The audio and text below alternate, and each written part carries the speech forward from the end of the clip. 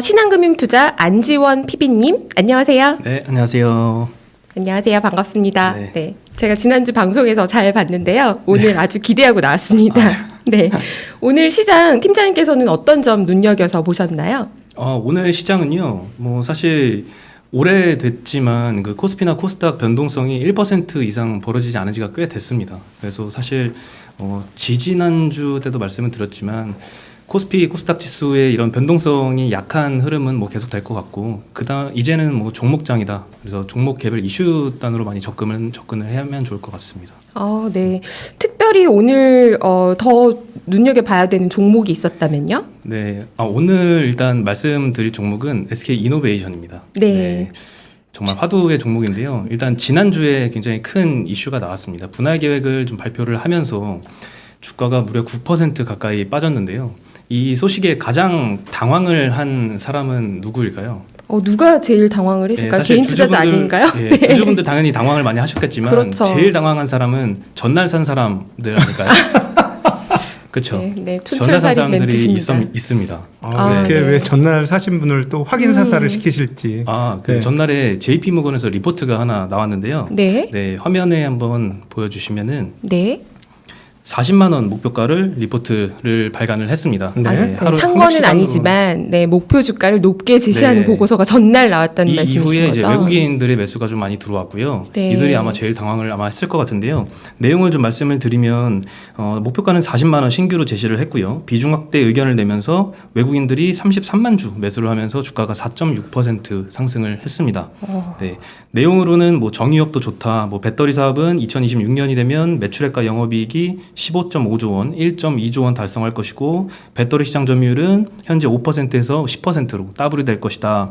그리고 7월 1일에 스토리데이 이런 게 있을 텐데 여기서 이런 것들 발표를 할 것이다 라고 전망을 해줬는데요. 네. SK이노베이션의 중장기 재무 목표 발표할 것이고 배터리 수주 잔고도 발표할 것이고 배터리 마진에 대한 전망도 할 것이고 배터리 원자재 수급 전망도 할 것이다 라고 아주 잘 예측을 해주셨는데 안타깝게도 한 가지 예측을 빠뜨린 게 바로 분할 이슈였습니다. 네, 당연히 이거는 예측을 못했겠죠. 네. 네. 그러니까 이게 시장이 커지고 좋아지니 좋게 보자라는 톤이었다는 거죠? 네, 맞습니다. 네. 네, 그래서 이 분할 발표 이후에 9% 급락을 했고 외국인은 다시 126만 주 매도로 돌아섰습니다. JP모건 창구에서도 전일 12만 주가 매수가 들어왔는데 아마 이 리포트 영향이 있었겠죠. 그리고 도로 32만 주 매도가 다음날 나가게 됐습니다. 네, 그날 유일하게 분할의 대상이 아닌 삼성 SDI가 주가가 3.7% 혼자 상승을 했거든요. 네. 물론 SK이노베이션이 물적 분할을 할 것이다라고 확정을 하고 얘기한 건 아니지만 시장에서는 거의 99%는 물적 분할이다라고 그렇죠. 예상을 하고 있고요. 만도 같은 경우에도 에이다스 사업부 그리고 무인 전기차 충전 사업부를 물적 분할하겠다라고 6월 9일 날 발표 후에 다음 날 11% 주가가 하락을 했었고요. LG화학은 작년 9월이죠. 그때 물적 분할 발표 이후에 이틀간 12% 하락을 했습니다. 그럼 일단 다시 좀 기본으로 돌아가서 네. 인적 분할과 물적 분할의 차이가 뭔지 한번 설명을 한번 해드리겠습니다. 네, 그렇죠. 이게 좋아진다는데 왜 주가가 그렇게 빠진 거죠? 네. 아마 이거 다 이제 다 알 거야 이렇게 생각하시는 분들 계실 텐데요. 아니 사실은 좀 어려워요. 네. 맞아요. 증권사 네. 직원 중에도 이거 제대로 설명 못하는 사람 꽤 있습니다. 네, 오늘 저희가 두고 보겠습니다. 잘 설명하시는지. 네. 네, 일단 인적 분할이 왼쪽에 있는데요. SK이노베이션의 주주 구성은 단순화 한번 해보겠습니다. 대주주가 30%, 소액주주가 70%가 있다고 하고요. 신설된 배터리 사업부를 인적 분할하게 된다면 기존의 주주 구성, 대주주 30%, 소액주주 70%가 그대로 배터리 사업부의 주주 구성이 됩니다. 똑같이 구성이 되고요. 당연히 상장은 저절로 이루어지게 됩니다. 그리고 물적 분할, 오른쪽으로 가시면 이거는 SK이노베이션이 100% 주식을 갖게 되는 구조이고요. 비상장사가 되게 됩니다. 그래서 추후에 IPO를 통해서 자금 조달을 하게 될 예정이고요. 여기서 배터리 사업부를 보고 SK이노베이션이 산 분들이 아마 대다수일 텐데요. 소액주주의 경우에는 이 물적 분할을 할 경우에는 배터리 사업에 직접 투자를 할 수가 없죠. 직접 지분을 가질 수가 없으니까 아마 실망을 많이 하셨을 것 같습니다. 쉽게 얘기하면 이거네요. 예를 들어서 인적 분할을 하면 손오공이 머리카락 빼가지고 손오공 하나 더 만들듯이 그렇게 만들어져가지고 손오공이 2명이 움직이는 거고 네. 물론 이제 얼굴 색깔은 다를지라도 근데 물적 분할은 차륵 떼어가지고 이렇게 밑으로 넘기는 건데 띄어진 차력에 내가 없으면 꽝인 거네요. 그렇죠? 그쵸. 내 지분이 띄어져 나가는데 그 내 지분이 없으니까 내가 위쪽에 남아있는 차력이 되면은 나하고 아무 상관이 없는 차력이 되는 거네요. 네. 그러니까 아무 상관이 없는 정도까지는 아니지만 그렇지. 상장 주식을 두 개를 가지면 내가 갖고 있는 지분율만큼 상장 주식을 두 개를 가질 수 있었는데 이게 바로 인적 분할인데 네. 그게 아니라 내 지분율은 그대로인 것 같지만 네. 배터리 사업부가 비상장으로 내려오게 되면서 나는 상장 주식을 갖게 되고 이게 밑으로 내려오면 이 비상장 주식은 내가 거래할 수 있는 주식이 아닌 그렇죠. 이노베이션의 밑으로 내려오게 네. 되네라는 게 이제 굉장히 소액주주 입장에서는 슬플 수 있는 네. 일인 그렇죠. 거죠. 이제 거기까지는 이제 슬프고 분노로 넘어가는 단계가 있죠. 네. 네, 그 분노로 넘어가는 단계가 이제 아마도 그 LG 에너지솔루션에서 그런 모양이 나오지 않겠나 싶은데 외부 자금을 조달하는 거죠.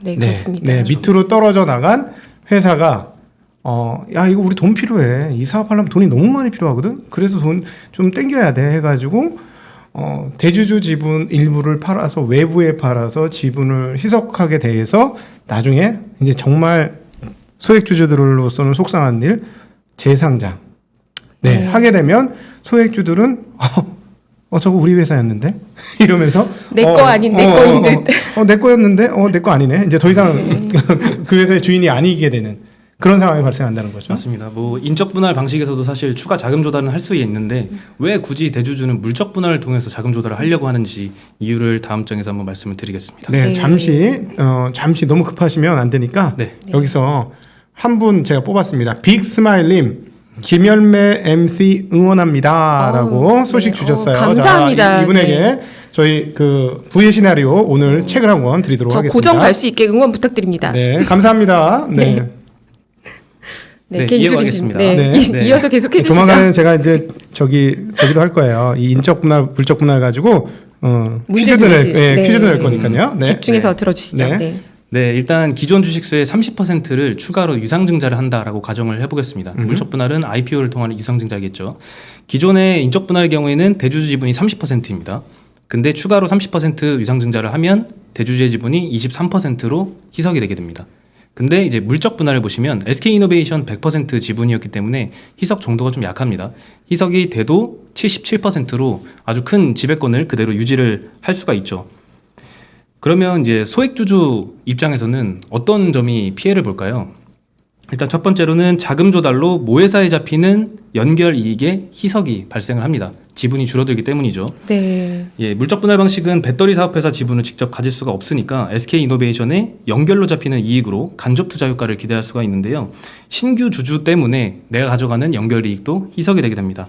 만약 인적 분할 방식이었으면 유상증자를 할 때 내가 참여를 할 수가 있겠죠. 그러면서 희석을 방지를 할 수가 있을 텐데 물적 분할에는 IPO 할 때 참여한다 해도 아시다시피 물량을 많이 받을 수가 없는 문제가 있습니다.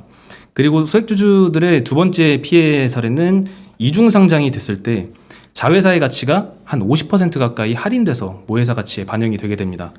네, 자회사와 모회사가 동시에 상장이 된다면 기업 가치가 더블 카운팅 되는 이슈가 있기 때문인데요. 모회사의 기업 가치를 계산할 때 그래서 자회사를 보통 30% 할인을 해서 적용을 하시는 분도 있지만 보통 50% 가까이도 할인을 하고는 합니다. 그래서 이 SK이노베이션 주식을 보유한 소액주주들은 배터리 사업 가치를 온전히 인정을 못 받게 되는 거고요. 그리고 마지막으로는 이제 좀 사소한 문제처럼 보일 수 있지만 배터리를 보고 SK이노베이션 투자한 사람들은 나중에 이 자회사가 상장이 될 때 매도를 아마 하게 되겠죠. 여기서 매도 물량이 출회되는 그런 피해도 있을 것 같습니다. 이 세 가지 정도의 소액주주, 기존 주주들의 피해로 인해서 현대차증권에서는 이 물적 분할을 가정을 한다면 목표 주가를 29만 원을 제시를 하면서 뭐라고 했냐면 이게 만약 물적 분할이 아니라면 목표 주가는 36만 원이다 라고 이야기를 했거든요. 그 차이가 한 20% 정도 발생을 하죠. 예, 물적 분할이기 때문에 기업 가치를 20%나 할인을 한다라는 뜻인데요. 바로 이러한 기존 주주들의 피해 때문에 그렇게 계산을 하신 것 같습니다. 보통 해외에서는 이 사업자 회사를 상장을 보통 못하는 게 일반적이거든요. 네. 예를 들면 뭐 구글이 알파벳이 구글을 갖고 있는데 구글이 만약에 따로 상장을 하게 된다 이러면 알파벳 주주 입장에서는 당연히 화가 날 수가 있겠죠. 네. 뭐 예를 들면 뭐 유튜브를 따로 떼서 상장을 한다. 그러면서 추가 자금 조달을 한다. 그럼 마찬가지일 거고요. 근데 이제 증권사에서 리포트들이 굉장히 많이 나왔습니다. 그 이슈가 난 당일에 많이 나왔는데 대체적으로는 부정적으로 보는 리포트는 없더라고요. 딱 하나가 현대차증권에서 31만 원 목표 주가를 제시했었는데 29만 원으로 하향을 시켰고요. 대신증권, 하이투자증권은 기존 목표가 40만 원을 유지를 했습니다. 삼성증권 37만 원 유지를 했고요. 한투도 35만 원 유지했고 한화투자증권은 29만 원에서 오히려 34만 원으로 상향을 시켰습니다.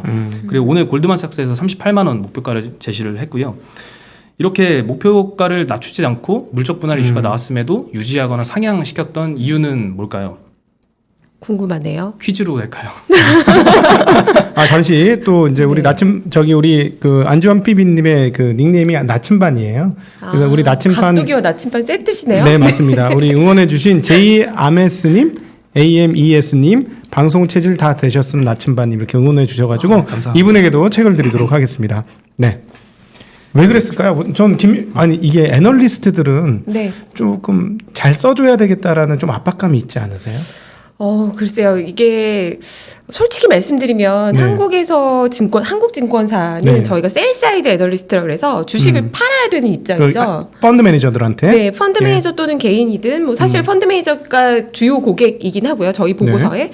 그러면 주식을 사세요라고 말해야 되는 그렇지. 입장이고 내가 분석해 보니까 이 주식 진짜 그렇죠. 좋으니까 좀 우리 회사한테 와서 주문 좀 넣어줘. 그렇죠. 이거죠. 네. 그래서 사세요 하는 입장이에요. 근데 저도 애널리스트가 되기 전에는 애널리스트들은 왜 이렇게 사라는 보고서만 쓰고 네. 셀 보고서는 안 쓰느냐. 이거 갑자기 각도기님 도발 질문하셔가지고 제가 지금 당황하면서 설명하고 있는데요. 왜 안 쓸까라고 생각을 했었는데 제가 막상 되고 나서 보니까 저희의 기본적인 고객들은 기관 고객들이신데 주식을 사라 하면 모든 고객이 대상이에요. 어허. 갖고 계신 분도 더 사실 수도 있죠. 아, 그렇구나. 그런데 팔라고 팔라는- 하면 갖고 계신 분한테 팔라고 하는 거 또는 숏셀링을 해서 이제 그 팔아서 매도해서 공매도를 해서 돈을 벌어라 네. 라는 고객이죠. 이 고객은 대한민국에서 매우 제한적입니다. 그렇기 때문에 전체적인 고객 주식을 갖고 계신 대다수의 주주는 화가 나기만 하고 그리고 저희 고객들한테는 딱히 서비스의 의미가 크지 그렇지 않은 않고. 보고서이기 때문에 대체로는 바이 보고서가 많은 거고요. 네. 그리고 이 경우에는 지금 뭐 일부러 좋게 해주거나 그러지는 않았을 것 같아요. 분명히 애널리스트들이 보기에 단기에는 악재라고 생각해도 그 내용들을 분명히 꼭 꼼꼼히 보셔야 돼요. 보고서를. 행간의 의미들이 있는데 저희가 내는 보고서는 내일 주가를 맞추려고 내는 게 아니라 네. 보통 회사마다 좀 차이가 있지만 6개월에서 1년 정도를 보거든요. 그러면 주가는 6개월에서 1년을 보지만 펀더멘탈은 또 2년, 3년도 내다보면서 저희가 보고서를 쓰게 되어 있습니다. 네. 그래서 아마도 이런 큰 일이 일어날 때에는 회사도 중장기 계획을 발표를 했을 것이고 애널리스트들이 보기에도 단기에 리스크 요인이 있으면 분명히 언급을 하되 하지만 중장기적으로 좋다라고 하면 또 저희가 좋게. 바이 보고서를 네. 쓰는 거죠. 제가 네. 좀 게스트분을 모셔놓고 말이 길었습니다. 아니요. 네. 이거는 정말 중요한 얘기고 우리 투자자분들 구독자분들, 시청자분들, 투자자분들 솔직한 이야기 해주셔서 너무 감사하고 이 메커니즘에 대해서 아시는 거는 굉장히 중요한 포인트가 되는 것 같습니다. 네, 그래서 꼭 바이냐 셀이냐 목표 주가냐 요것만 보시지 마시고요. 네. 얼마에 사서 딱 요 주가에 팔아야지 이런 개념으로 보고서를 보시기보다는 저희도 신이 아니거든요.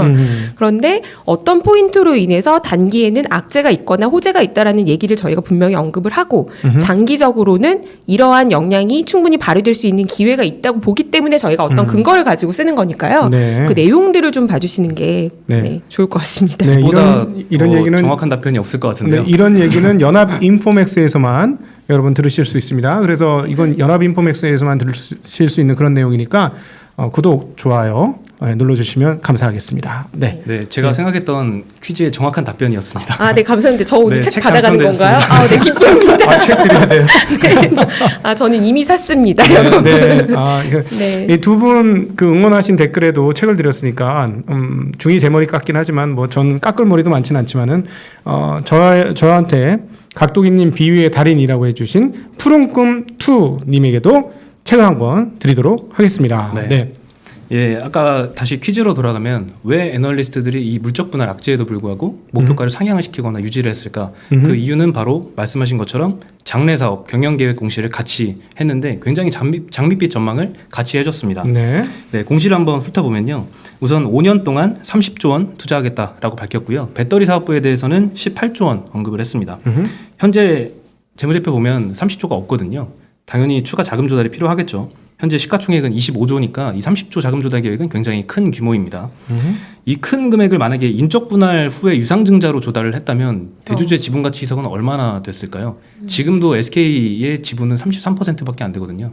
엄청난 그렇죠. 희석이 됐겠죠. 네. 물적 분할을 할 수밖에 없었던 회사의 입장도 이해는 갑니다. 그러니까는 물적 분할이 회사를 키우고 그다음 경영권을 유지하고 하기에는 참 좋은 방법이고 그다음 또 네. 사실은 주식시장이라는 게 자금 조달을 위해서 상당 부분 있는 거 아니겠습니까? 네. 그래서 새로운 사업을 위해서 자금 조달의 창구로 잘 써서 새로운 사업을 잘 영위할 수 있다라는 점은 분명히 긍정적이고 사실 주식시장 이렇게 이용해 먹어야죠. 그런데 소액주들하고 입장이 같지 않다는 게 그게 조금 문제인 거죠. 네. 네. 그리고 그 두 번째 살펴보실 점은 배터리 캐파입니다. 네. 생산 설비 증설 계획인데요. 일단 2023년 캐파는 약 85기가와트시로 예상이 되고요. 25년도는 200기가와트시 달성 목표입니다. 25년까지 기존 목표가 125기가와트시였거든요. 여기서 200기가와트시로 상향된 거는 엄청난 진전이죠. 그리고 배터리 사업부의 2022년 영업이익은 흑자 전환할 것이다 라고 공시를 내줬고요. 그리고 나오는 게 2023년 EBITDA 1조 원, 그리고 2025년 EBITDA는 2.5조 원 목표를 제시를 했습니다. 여기서 EBITDA에 대한 추가 설명을 좀 드리면요.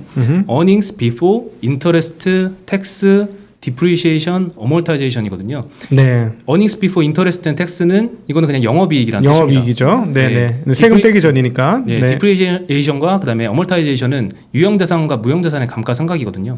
EBITDA를 한마디로 말하면 영업이익에다가 감가상각비를 더한 수치입니다. 감가상각비는 뭐 현금이 지출되는 비용이 아니기 때문에 다시 더한다고 하는데요.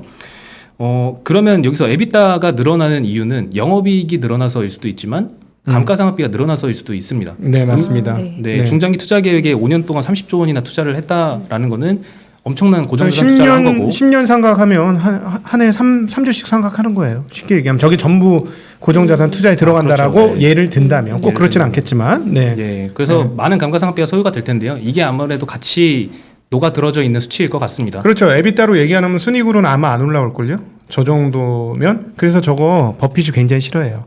그렇죠. 에비타 같은 것 좀 제발 좀 거의 뭐 짓거리지 마라. 그런 그 먼 거가 그래.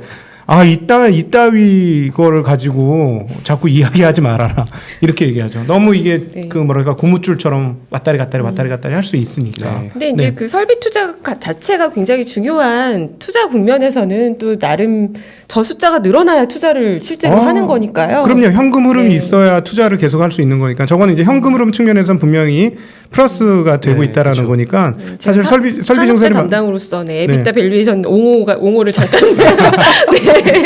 아, 그렇죠. 했습니다. 네. 그러니까 끝없이 투자해야 되는 입장에서 순익 찾으면 오늘 제가 그 얘기했었는데 무슨 어떤 회사였죠? 그 도토리 만드는 회사. 싸이월드요. 싸이월드요. 예, 싸이월드 이제 복귀하겠다 얘기했을 때 싸이월드가 도대체 왜 망했냐? 수익 나는지 안 나는지 그거 보다가 망했다. 그렇죠. 그러니까 사실은 그때 수익 바라보지 않고 계속 지금의 카카오처럼 퍼부었으면 세계적인 동아시아를 이끌고 아시아를 이끌고 세계를 이끄는 그 페이스북 같은 회사가 됐을 수도 있는데 돈 뺀다고 못했다 하면 그런 회사들 입장에서는 사실은 에비타로 현금 흐름을 만들어주는 게 지속 가능한 투자와 그리고 그 향후의 발전을 위해서 필요한 거긴 하죠. 그럼요. 특히나 네. 이런 배터리처럼 설비 투자 캐파로 실제 시장 점유율 다툼을 해야 하고 특히나 산업이 초기 성장 국면일 때는 이 선점 경쟁이 굉장히 치열하기 때문에 이럴 때는 이런 수치를 제시하면서 투자를 과감하게 해나가는 것도 분명히 중요하다. 저는 또 나쁘지 않게 또 보이네요. 네. 오늘 조금 어려운 얘기 지금 드리셔서 네. 들으시는 분들이 이해가 잘 되시면 좀 네, 하는 근데 바람이 상당히 있습니다. 투자에 있어서는 굉장히 필요한 얘기죠. 네, 그렇죠. 결국 이 투자를 통해서 목표한 저 설비 증설만큼을 시점에 맞춰서 해 나가느냐. 네. 그리고 영업이익 흑자 전환을 같이 넣어놨다는 거는 또 이익도 성장 전환이 되면서 네. 거기에 투자를 같이 하겠다는 거니까 그렇죠. 이 계획의 타임라인을 잘 맞춰서 나가는지 요거를 체크하는 게 굉장히 중요해 보이네요. 네. 감사합니다. 25년에 그 SK 이노베이션이 200기가와트면 뭐 다른 회사까지 합치면 거의 1000기가와트를 향해서 25년까지 간다는 거고 그렇다면 전기차가 25년도에는 주류 시장으로 바뀔 수 있기 때문에 지금 한국 자동차 업체들과 많은 자동차 업체들이 빠르게 각성할 필요가 있을 것 같습니다. 저는 그래서 현대차와 기아차에게 무슨 얘기를 해주고 싶냐면 디바이스부터 깔아라. 빨리. 자율주행 3.5단계, 뭐 2.5단계, 3.5단계 이건 나중에 할지라도 차부터 빨리 깔아라. 지금 안 되지 않느냐. 자율주행 어차피 테슬라한테 안 되니까 디바이스 깔아놓고 나중에 OT로 업그레이드를 해서 최대한 자율주행의 폭을 넓혀라. 그러지 않으면 이번에 지금 테슬라가 분기에 20만 대 넘게 인도했습니다. 그러면 연율로 따지면 80만 대인데 계속 늘어나잖아요. 그럼 현재 연율로 따지면 90만 대에서 100만 대고 내년도에 독일 베를린 기가 팩토리가 지어지면 그리고 또 추가로 또 몇 개가 더 지어지면 150만 대를 향해 가는 거고요. 네. 이 추세면은 2025년이면 거의 1년에 50만 대 이상씩 증가하면서 진짜 500만 대를 향해 가는 거예요. 네. 그러면 전체 시장 점유율 얘네는 지금 만드는 쪽쪽 팔리는 상황이니까 그런 상황이니까 500만 대 가면은 전체 9천만 대에서 5% 이상의 점유율을 가지는 순간 이 차이를 극복하기 굉장히 어려질 것 같아요. 네. 다들 굉장히 서둘러야 되는 그렇죠. 시점이죠. 네. 그 정도까지 깔리면 누적적으로 보면은 1000만 대 이상이 깔리는 거 아닙니까? 네. 그리고 아마도 내연 기관보다 수명이 더 길 거예요. 그러면 그때부터는 이제 제2의 애플이 되어서 진짜 쭉쭉쭉쭉 빨아들이는 상황이 오겠죠. 그러려면 거기에 대항마가 되려면 디바이스는 깔아놔야 된다. 네. 예. 네. 그래 애플이 아이폰 깔 때 안드로이드가 빠르게 깔면서 대항마가 됐듯이 네. 지금 안드로이드 같은 자동차 진영이 나와야 되는데 지금 자꾸 이거 돈 안 되는데 이거 언제 돈 되지? 막 이러면서 이러고 있잖아요. 그래서 이거 안 된다. 현대기아차는 여기서 빨리 좀 치고 나갔으면 좋겠다 하는 간절한 바람이 좀 있습니다. 간절한 바람을 한번 나중에 또 자동차 전문가님 모셔서 각도기님과 함께 진행을 한 다음에 현대차로 전달을 간절하게 해드려야 될 그런 의무가 저희에게 있는 것 같습니다. 네. 그리고 여기 공시의 표에는 안 나와 있지만 수주 잔고도 이야기를 해줬거든요. 2020년 기준으로 600GWh에서 현재 1000GWh까지 수주 잔고가 올라왔다라고 얘기를 하면서 1년 만에 굉장히 기대 이상으로 폭증을 했습니다. 그래서 증권사 리포트들의 전반적인 내용의 공통점을 한번 말씀을 드리면 일단 물적 분할에 따른 지주사 할인을 감안을 하더라도 캐파와 수주 잔고 상향에 따른 기업 가치 증가를 감안했을 때 장기 성장 여력은 좋다. 이렇게 결론을 지어볼 수 있을 것 같고요. 현재 그리고 SK이노베이션 기업 가치의 배터리 사업 가치는 굉장히 상대적으로 저평가되어 있다. 많이 반영이 안 되어 있다라고 하는데요. 뭐 하나만 딱 표를 말씀드리면 이거는 골드만삭스 리포트입니다. 2023년 기준으로 EV/EBITDA 기준으로 경쟁사들의 배터리 사업부 가치의 밸류에이션을 봤을 때 맨 왼쪽에 SK이노베이션이 있습니다. 맨 오른쪽에는 테슬라와 CATL이 있고요. 물론 동일 선상에서 비교를 하는 게 맞을지는 모르겠지만 일단 굉장히 사업부에서는 SK이노베이션 내에서 배터리 사업부의 가치는 굉장히 저평가되어 있다라는 거는 사실인 것 같습니다. 네, 여기서 잠시 또 책 선물 드리도록 하겠습니다. 캐논방님, 김현맨님과 각도기님 참 좋은 조합이네요. 김현맨님 고정인가요? 감사합니다. 네. 근데 지금 이거보다 훨씬 더 책을 많이 줘야 되는데 방송 진행하랴 이거 하다 보니까 지금 정신이 하나도 없네요, 저. 오늘 3부까지 계속 끌고 가시면서 3부에 왕창 드리는 걸로 하시죠. 네. 계속해서 저는 이거 할 테니까 저 없을 때는 열심히 좀 진행 좀 해주십시오. 네, 알겠습니다. 네. 근데 지금 보여주신 차트에서 보니까 SK이노베이션의 배터리 사업부 가치가 거의 글로벌 피어 중에서 가장 저평가 받고 있는 수준이네요. 맞습니다. 그래서 이 물적 분할 이슈에 대한 걱정은 조금 내려둬라라는 그런 의견이 좀 많더라고요, 리포트에. 네. 그리고 결론을 그러면 내자면 일단 단기적으로는 이 물적 분할에 대한 충격이 있을 수 있겠지만 그리고 실제로 충격으로 다가왔었고요. 하지만 그 물적 분할 이슈보다는 앞으로는 좀 2차 전지 업황에 따라서 이 주가 등락이 아마 있지 않을까. 그리고 LG 화학의 사례를 봐도 작년 9월에 충격을 한번 받은 다음에 올해 상반기 내에 외국인이 가장 많이 매수를 한 종목이 LG 화학이었거든요. 네. 그래서 이 SK이노베이션도 앞으로의 뭐 좋은 모습을 많이 보여준다면 물적 분할 이슈는 여기서 잊혀질 수도 있지 않을까 싶은데 다만 제 걱정은 그 상장 시점에 갔을 때 정말 분할 이후에 SK이노베이션의 배터리가 상장이 된 시점에는 그때는 좀 조심해야 되지 않을까 싶습니다. 그때는 왜 꼭 조심해야 할까요? 그때는 정말 이중 상장이 되는 시점이기 때문에 좀 우려가 되긴 합니다. 네, 여기서 긴 글 써주신 김빈님, 그 다음에 계속해서 글 올려주고 계신 동물의 숲님 두 분 추가해서 책 드리도록 하겠습니다.